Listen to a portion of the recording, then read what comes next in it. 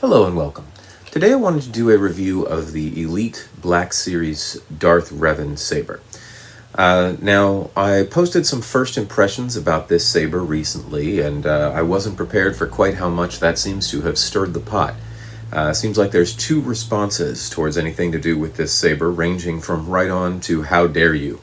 So let me go over first off what the saber is, then I'll talk about those first impressions, and then I'll talk about a little bit of a review that explains why I think what I do about this. So this is the Darth Revan saber, and to start off with, this is officially licensed merchandise. Now that puts it in a different game than a lot of the other custom stuff that's out on the market.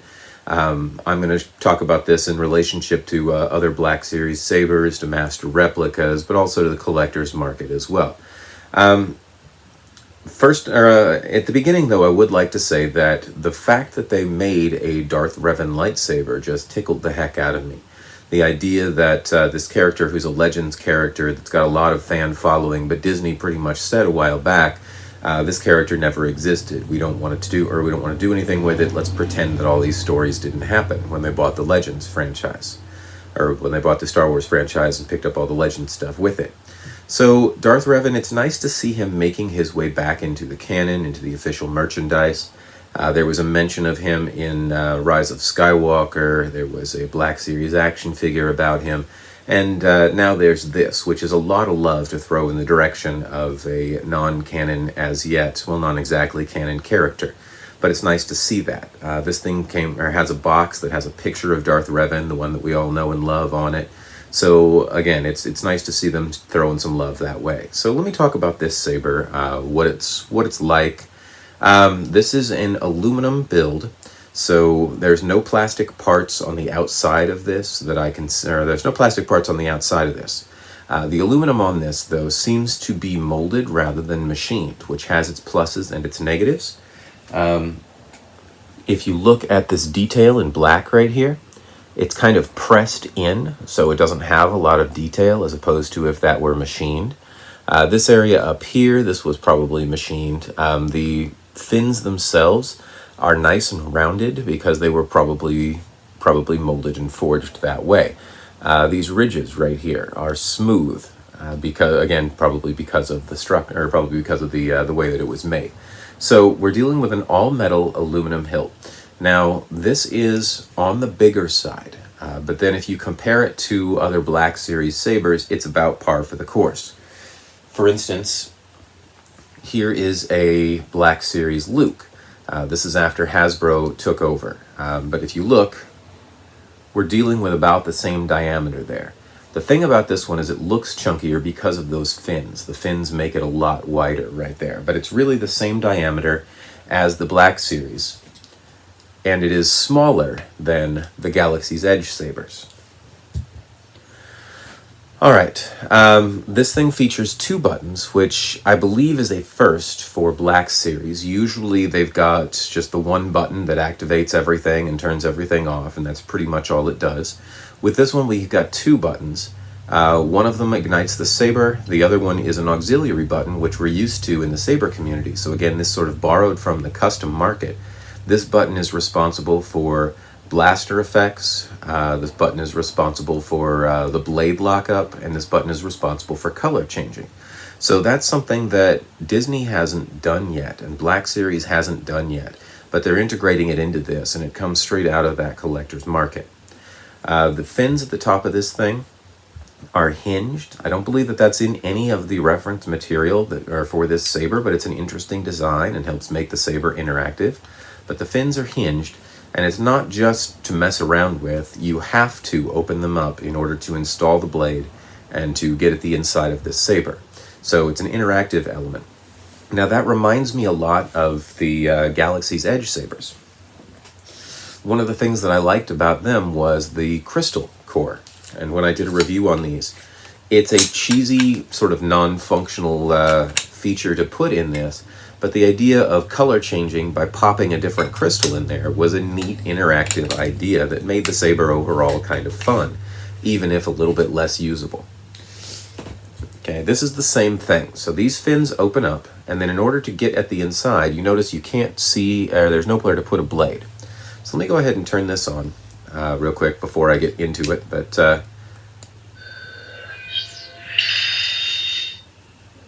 all right, so I've turned it on. It's currently set to purple. All right, I can color change by when it doesn't have a blade installed. It can't do blade lockup. It doesn't do power down. It just does the light itself, and it does color change. So for color change, I hold down both of these buttons,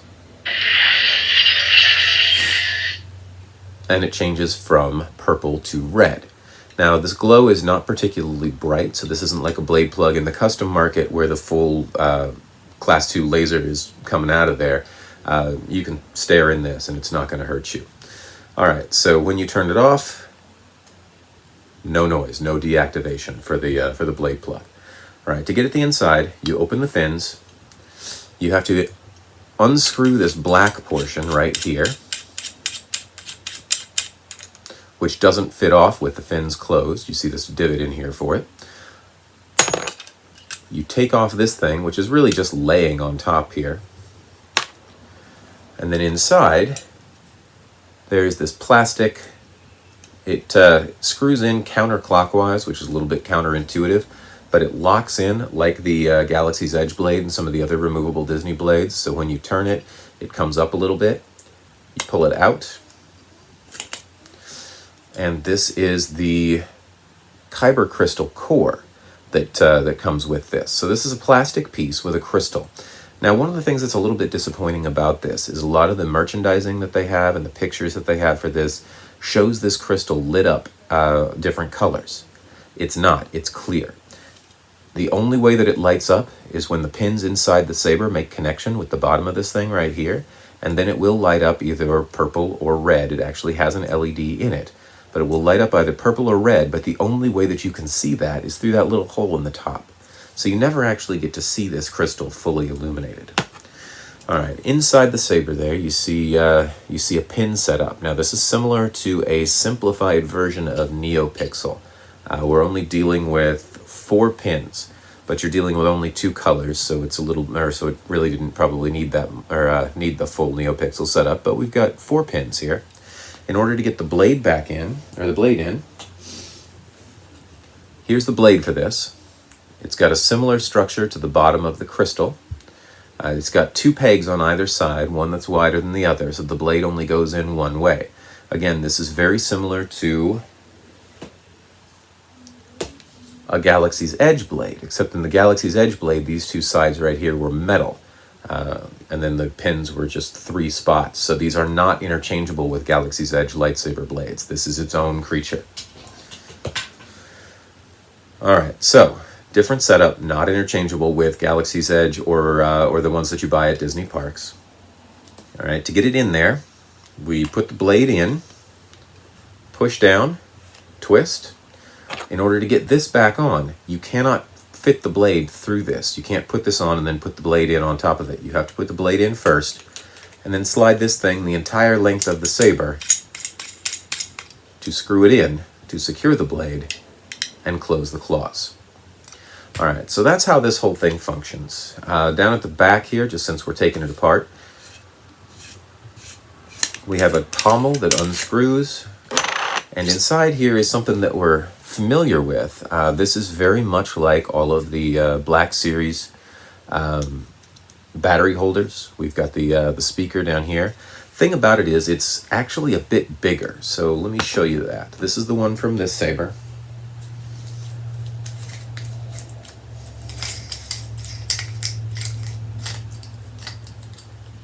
This is from a Black Series Luke.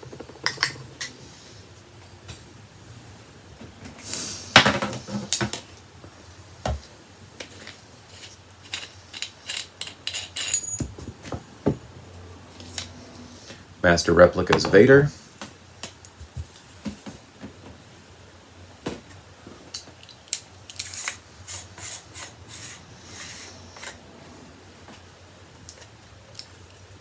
And Galaxy's Edge Savvy Saber.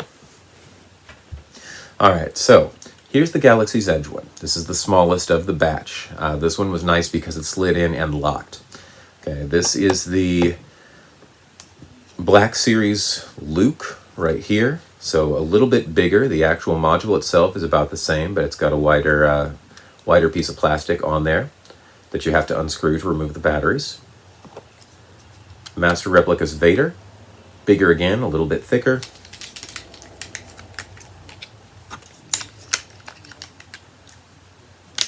Revan. Alright, so this thing takes AA's, just like the Vader Saber did, whereas the other ones take AAA's. But it is a big chassis and battery module. Alright, so that thing goes in, and it doesn't lock, it just goes in with this triangle groove right here. And then this part screws in. Alright, the features of the Saber. To ignite the Saber and to turn it off, we just tap the red button. And you'll notice that this thing has scroll on and scroll off. Okay, scroll on, scroll off. Alright, the scroll on is faster than the scroll off. In order to change colors, again, we have to hold down both of the buttons. So if I turn it on,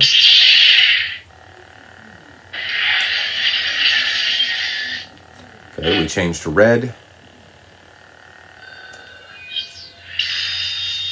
We change back to purple, and we've got a sound effect to go from red to purple and a sound effect to go from purple to red, but the sound font for both of them is the same sound font, same clashes and everything like that.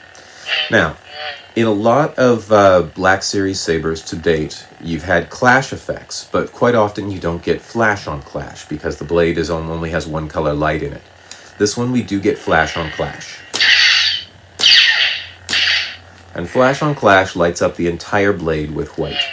We also have blaster deflection, which is a new feature for them, and it's localized because we're dealing with a string blade. What that means is that only one section of the blade lights up white for the blaster deflection, and it cycles. It does 3 up at the tip, 3 in the middle, 1 at the base, 3 up at the tip. So let's see if I can...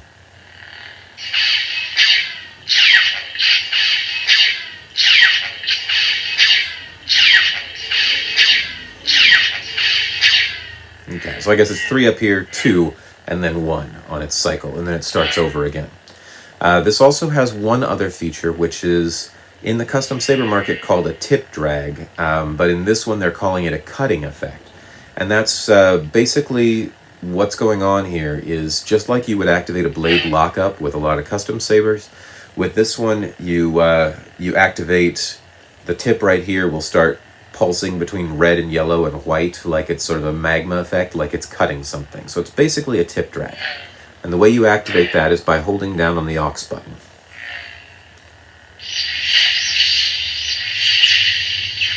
Okay, so this is white to yellow to red to purple.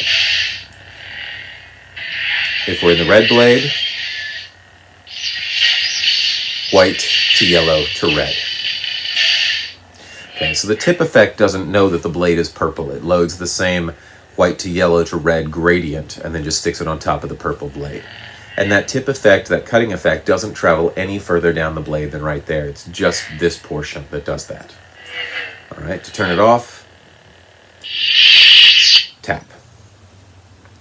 All right, so that's the saber and the design and the features. So let me talk about those first impressions that I gave about this, and then I'll sort of defend those a little bit.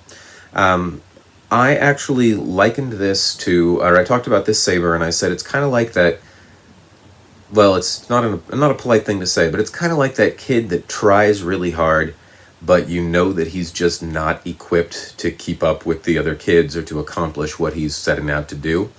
And it's just not going to work out for him. And your response to seeing him try so hard is, well, bless his little heart, but you know that it's just not going to get there. And so that was kind of my impression with this. I also mentioned that I considered it to be kind of like standing on the sidelines of a World Cup game playing foosball. And those are the responses that triggered in equal parts the right on and the how dare you. So partly, people have said, well, you're comparing this to sabers that cost substantially more that are made by fans, and it's official merchandise. These are completely different creatures, and you can't make that comparison. All right. By way of reference, this is a Saberforge Reborn, and this is not by any means the most movie accurate version of this, but it's the one that a lot of people in the Legion have. And this is made for use, even with the angles. You'll notice the fins are a lot smaller, it's a lot easier to hold, and it's got custom saber features. This thing is a lot harder to hold, makes a great collectible, but it's not really the same creature as that. So I get the point where people are saying you can't compare these. The thing of this is that the way that they marketed this thing is the video that they released with it has somebody who clearly knows how to handle a saber, doing some saber moves. They have them hitting it against things for that blade, or for that cutting effect. They marketed this when it was showing up online and everything as, this is Disney finally doing a combat class saber. And when you get it, it's not a combat class saber. It's Black Series. It's roundabout what they've been making the whole time. It does have a lot of features that it borrowed from the custom saber industry, so that part is great, and I like to see, that's the part about Disney trying. I like to see them trying, and bless their little heart, they're trying to pull in all these features. The thing is that Disney is very well equipped to pull in all kinds of features at a fraction of the cost if they decide that they want to. They could have had anything from the custom saber market, but they chose to only take these sort of token efforts. Here's a little bit of cutting effect, here's a little bit of color cycling. And while it's nice and refreshing to see that in there, it makes me wonder why they didn't do more when they could have. Also, in terms of other odd design choices about this saber, quite often people use the Black Series saber as cosplay effects or things to just carry around at conventions. This saber, unlike any Black Series I've ever seen before, doesn't have any way to carry it around other than the uncomfortable grip. Right? The Saberforge version has a CoverTech wheel. Okay, the Black Series Darth Vader has a D-ring. The Black Series Darth Maul had a CoverTech wheel. The Black Series Luke has a D-ring. So in all these cases, they've had a way to attach it to your belt. This has absolutely no way to attach it to a costume.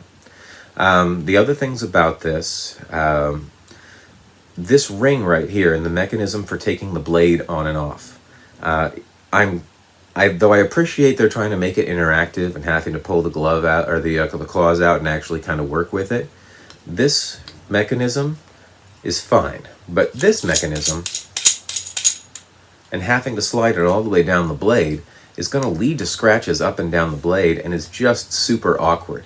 Why they couldn't have made it so that you could just slide the blade in through this black metal piece is kind of beyond me. The crystal is a nice effect, but it's a nice effect and it's a nice little add-on. Maybe it's not quite as advertised, but this part right here, there's no reason that this couldn't have been just glued or set on the top of this crystal. It looks better out of the saber, it looks better in the saber, and you don't have this extra piece to worry about. There's no reason that this isn't a part of this. But it isn't, it's a separate piece. So that in order to get all of this together, you have to take the saber, put the crystal in, twist it, balance this thing on top because nothing holds it there, and screw this thing on top of it, and close the claws. So, odd design choices. I do really like this saber, and I want to stress again that it's nice that they are throwing some love in Revan's direction.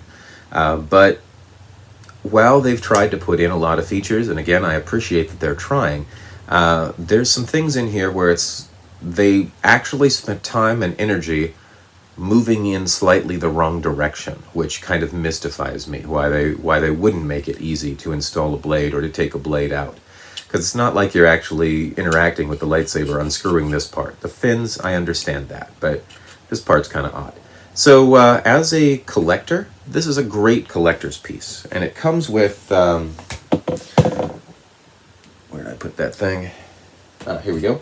It comes with a really nice metal saber stand that I actually really like the design on this, because it's specifically for this with this groove right here and everything's rubberized, and that looks really nice. So as a collector's item, it's great. As something that you might want to try to use, it's less something that you would want to try to use than other Black Series sabers have been.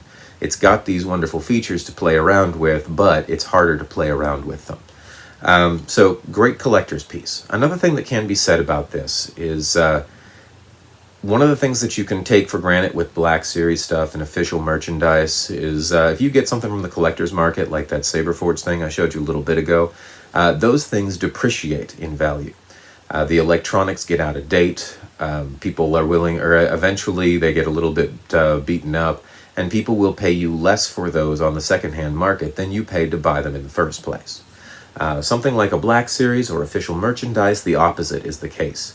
These things will be made for a while, and then they'll go out of print, and then you won't be able to get them, and some people will get them and change the internals and convert them, and there will be fewer and fewer of them, and the price on these things will go up. So as a collector's piece, as an investment, as a piece of official merchandise, this is great.